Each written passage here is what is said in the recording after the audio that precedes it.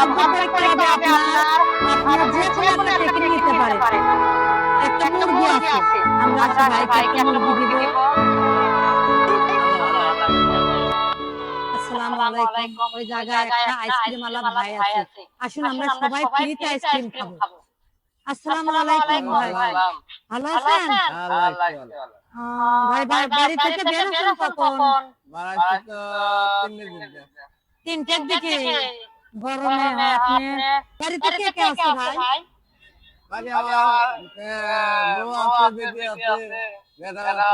ও আপনি ছেলে মেয়ে বউ সবাই আছে বাড়িতে?